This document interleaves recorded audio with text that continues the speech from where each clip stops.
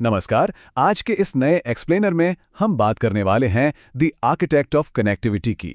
मतलब कैसे एक साधारण से दिखने वाले प्रिंटिंग प्रेस ने आज के इस हाइपर कनेक्टेड डिजिटल युग की नींव रखी। जरा सोचिए, इतिहास के उन पुराने पन्नों से लेकर आज की हमारी 5G वाली दुनिया तक का सफर है ना कमाल की बात।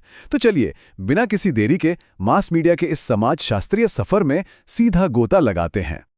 आज के हमारे इस सफर के अहम पड़ाव होंगे रोजमर्रा का मास मीडिया, आधुनिक मीडिया की शुरुआत, फिर हम चलेंगे अंग्रेजों के जमाने के भारत में, उसके बाद आज़ाद भारत का मीडिया और आखिर में बात करेंगे रेडियो क्रांति की। बस यही है हमारा आज का रोड मैप। तो चलिए शुरू करते हैं अपने पहले पड़ाव से, रोजमर्रा का मास मीडिया। अब एक पल के लिए आंखें बंद कीजिए और सोचिए, एक ऐसा दिन जहां ना हाथ में मोबाइल फोन हो, ना सामने टीवी हो और इंटरनेट वो तो बिल्कुल ही ना हो। कैसा लगेगा? सच कहूं तो ऐसा लगेगा जैसे जिंदगी ही थम गई है ना? पीढ़ियों का ये अंतर कभी कभी बड़ा मजेदार होता है। अब इस कार्टून को ही ले लीजिए। जब एक छोटी बच्ची अपनी दादी से पूछती है कि उनके ज़माने में बिना टीवी के टाइम कैसे कटता था, और दादी कहती हैं कि उनके पास टीवी था ही नहीं, तो बच्ची को लगता है कि ओहो, दादाजी तो बहुत गरीब रहे होंगे। ये हंसी मजाक अपनी जगह है, लेकिन ये साफ दिखाता है कि आज की पीढ़ी के लिए मीडिया किस तरह हवा और पानी जितना ज़रूरी हो गया है। तो सवाल उठता है कि ये मास मीडिया आखिर है क्या भला? आसान शब्दों में कहें तो संचार के वो साधन जैसे टीवी, अखबार, रेडियो या आज का इंटरनेट जो एक ही झटके में करोड़ों दर्शकों, श्रोताओं या पाठकों तक अपनी बात पहुंचा देते हैं। मतलब एक जगह से बात निकली और एक साथ पूरी दुनिया में फैल गई। इसी भारी भरकम रीच की वजह से ही इन्हें जनसंचार के साधन कहा जाता है। और ये कोई किताबी बात नहीं है, ये हमारी रोजमर्रा की जिंदगी का हिस्सा है। सोचिए, एक प्लम्बर या कारपेंटर अपने मोबाइल से ही तो सारे काम मैनेज करता है। गली नुक्कड़ का दुकानदार अपने छोटे से टीवी पर क्रिकेट मैच लगाकर ग्राहकों को रोक कर रखता है। दूर किसी शहर में काम करने वाला मजदूर वीडियो कॉल से ही अपने परिवार को देख पाता है। और हाँ, बच्चे अपने बोर्ड एग्जाम्स के रिजल्ट भी तो इसी इंटरनेट पर धड़कते हुए दिल के साथ चेक करते हैं। ये सब इसी मास मीडिया के विशाल जाल का ही तो हिस्सा है। चलिए अब चलते हैं अपने दूसरे पड़ाव की तरफ, आधुनिक मीडिया की उत्पत्ति। देखते हैं ये सब शुरू कहां से हुआ। अगर ये कहा जाए कि आज के इस इंटरनेट का परदादा एक प्रिंटिंग मशीन थी, तो बिल्कुल गलत नहीं होगा।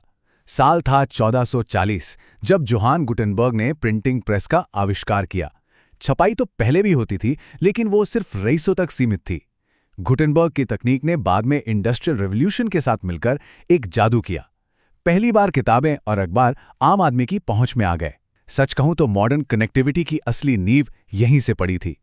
यहीं पर बेनेडिक्ट एंडरसन नाम के एक बहुत ही शानदार स्कॉलर का एक कॉन्सेप्ट आता है, इमेजिन्ड कम्युनिटी, यानी काल्पनिक समुदाय। इसे समझना बहुत दिलचस्प है। उन्होंने बताया कि कैसे मास मीडिया, खासकर अखबारों ने बिल्कुल अनजान लोगों के बीच एक हम वाली फीलिंग पैदा कर दी। सोचिए, जब देश के दो अलग अलग कोनों में बैठे लोग सुबह चाय के साथ एक ही खबर पढ़ रहे हों, तो उन्हें लगता है ना कि वो एक ही बड़े परिवार का हिस्सा है। इसी जादुई फीलिंग ने आगे चलकर राष्ट्रवाद या नेशनलिज्म के बीज बोए थे। और राष्ट्रवाद की इसी कड़ी में हमारा तीसरा पड़ाव है औपनिवेशिक भारत में प्रेस। अंग्रेजों के जमाने का वो दौर बड़ा ही पेचीदा था। अगर हम मास मीडिया की बात करें तो हालात दो तरफा थे। एक तरफ था रेडियो, जिस पर पूरी तरह से ब्रिटिश सरकार का कब्जा था। मतलब वहां देशभक्ति की कोई बात आप सोच भी नहीं सकते थे। लेकिन दूसरी तरफ था हमारा प्रिंट मीडिया। हालांकि अंग्रेजों की कड़ी नजर और सख्त पाबंदियां थीं, फिर भी अखबारों ने अपनी थोड़ी बहुत आज़ादी बचाए रखी और आज़ादी की आग को घर घर तक पहुंचाने में एक बहुत बड़ा रोल प्ले किया। उस दौर की टाइमलाइन पर नजर डालें तो ये काफी हैरान करने वाला है। 1821 में राजा राममोहन राय का बंगाली अखबार संवाद कौमुदी आया। फिर 1822 में गुजराती में बॉम्बे समाचार, और देखते ही देखते 1861 से लेकर 1875 के बीच टाइम्स ऑफ इंडिया और द स्टेट्समैन जैसे अखबार अलग अलग भाषाओं में धड़ल्ले से छपने लगे। इन अखबारों ने चुपचाप काम नहीं किया, बल्कि 1883 के इल्बर्ट बिल जैसे काले कानूनों का डटकर विरोध किया और जनता की बुलंद आवाज बने।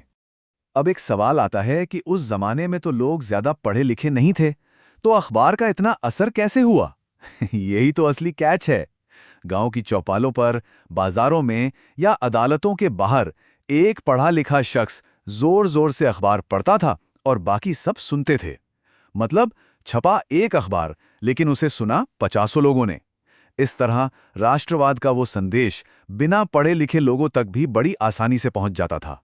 अब आते हैं अपने चौथे खंड पर, स्वतंत्र भारत में मीडिया। 1947 के बाद तस्वीर कैसे बदली, आइए देखते हैं।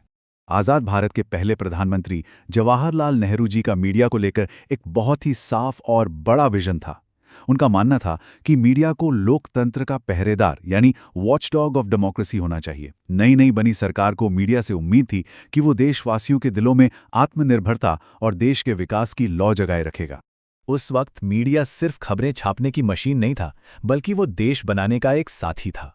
उसका काम था छुआछूत और बाल विवाह जैसी सामाजिक बुराइयों को जड़ से मिटाना, जादू टोने और अंधविश्वास से लड़कर लोगों में साइंटिफिक सोच पैदा करना। शायद ये जानकर हैरानी हो, लेकिन उस दौर में जब लोग सिनेमा घरों में फिल्म देखने जाते थे तो मेन फिल्म शुरू होने से पहले सरकार के फिल्म्स डिवीजन की बनी डॉक्यूमेंट्रीज दिखाना एकदम जरूरी होता था, ताकि विकास की अहम बातें सीधे आम जनता के दिमाग तक पहुंच सकें। समय के साथ कितना कुछ बदल गया है ना। एक तरफ वो अंग्रेजों के ज़माने की छोटी सी पसीने से लथपथ प्रिंटिंग प्रेस, और दूसरी तरफ आज के चकाचौंध वाले कंप्यूटराइज्ड विशाल न्यूज़ रूम। ये बदलाव साफ दिखाता है कि मास मीडिया अब कोई छोटा मोटा काम नहीं रहा। आज के मीडिया संस्थानों को चलाने के लिए करोड़ों की फंडिंग, दुनिया भर की लेटेस्ट टेक्नोलॉजी और एक बहुत बड़ी फॉर्मल टीम की ज़रूरत पड़ती है। और अब हम पहुंच गए हैं अपने आखिरी लेकिन सबसे दिलचस्प पड़ाव पर, 5वां खंड, द रेडियो रेवोल्यूशन। रेडियो का सफर किसी फिल्मी कहानी से कम नहीं है। 1920 के दशक में कोलकाता और चेन्नई में कुछ शौकिया हैम क्लब से इसकी शुरुआत हुई। फिर 1940 के दशक में दूसरे विश्व युद्ध के दौरान ये प्रोपेगेंडा फैलाने का सबसे बड़ा हथियार बन गया। जब हमें आज़ादी मिली तब पूरे देश में सिर्फ 6 रेडियो स्टेशन थे, वो भी बड़े शहरों तक सीमित। लेकिन असली गेम चेंजर मोमेंट आया 1957 में, जब विविध भारती की शुरुआत हुई। विज्ञापनों और श्रोताओं की फरमाइश वाले हिंदी फिल्मी गानों ने रातों रात रेडियो को हर घर का लाडला बना दिया।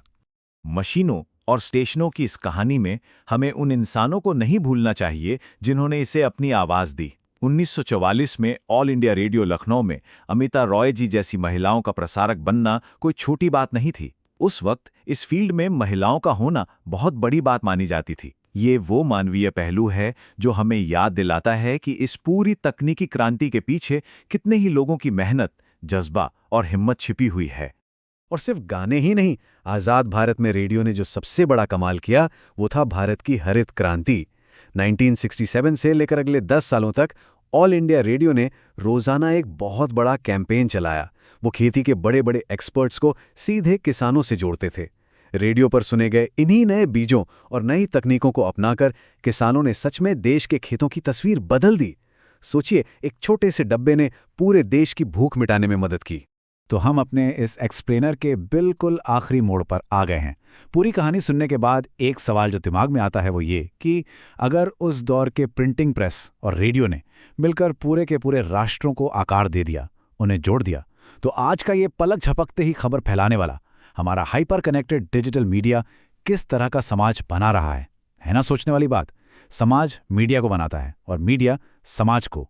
आज के स्मार्टफोन और सोशल मीडिया हमारे कल को कैसे गढ़ रहे हैं, इस विचारोत्तेजक सवाल के साथ मैं आपको यहीं छोड़े जाता हूं। कुछ नया सीखने के सफर में साथ जुड़ने के लिए बहुत बहुत शुक्रिया।